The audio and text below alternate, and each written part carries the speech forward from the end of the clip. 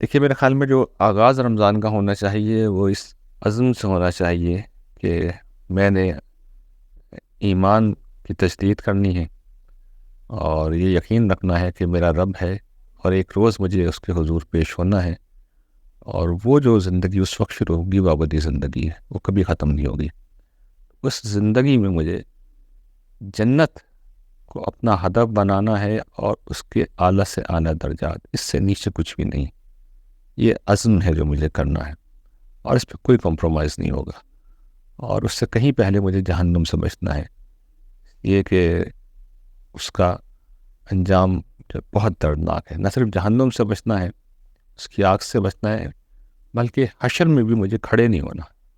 جب زندگی شروع ہوگی، جو میں نے بیان کیا ہے کہ پیشی میں آدمی انتظار میں ویٹ کرتا رہے گا، بلکہ مجھے زندگی ایسے گزارنی ہے کہ ادھر روح نکلے گی اور فرشتے خوشخبری کے ساتھ میرا استقبال کریں گے۔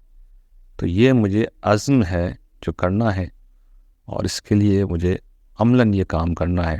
یہ تو عزم ایک دفعہ ہوگا کہ زیادہ سے زیادہ جنت کے بارے میں سوچنا ہے، اور اس پیشی کے بارے میں سوچنا ہے جو حشر میں ہوگی، جہنم کے انجام کے بارے میں سوچنا ہے۔ اور چاہے تو آپ میری کتاب جب زندگی شروع ہوگی کو اس پہلو سے سن لیں، تو اس عزم پر، اس احتسابی اور تفکراتی مراقبے پر، غور کرنے پر، جو بھی آپ نام دے دیں، آپ کو مدد ملے گی۔ اپنا خیال رکھیے گا۔ رمضان کی رحمت اللہ تعالیٰ ہم سب کو نصیب فرمائے، آمین۔